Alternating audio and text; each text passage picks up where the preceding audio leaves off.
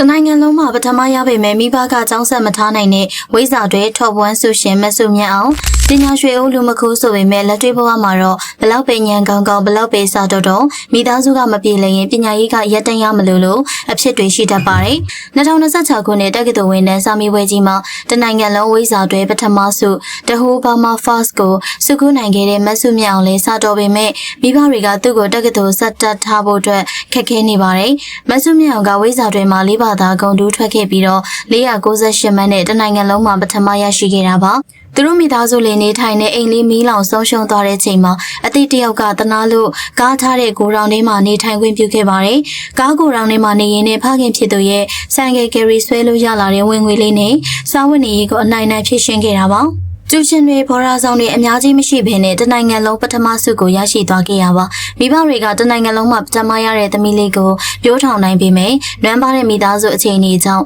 ရှေ့ဆက်ပြီးတော့တက္ကသိုလ်ပညာရေးကိုဆက်လက်မထားနိုင်တော့ပေမဲ့အခြေအနေကိုရင်ဆိုင်နေရပါတယ်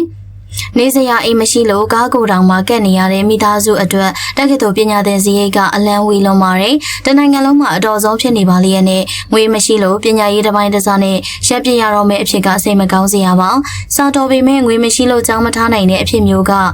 နှမျိုးစရာဖြစ်လို့ဆီယာမတယောက်ဖြစ်ချင်တဲ့သူရဲ့စံတာလေးတွေပြည်လာစေဖို့အတွက်မျှော်လင့်ရတော့မှာပါ။တနိုင်ငံလုံးမှာဝိဇ္ဇာတွေပထမဆုရှင်ဖြစ်တဲ့မဆုမြတ်အောင်အတွက်ကူညီပေးမဲ့သူတွေပေါ်လာပါစေလို့ဆုတောင်းပေးလိုက်ပါတယ်ရှင်။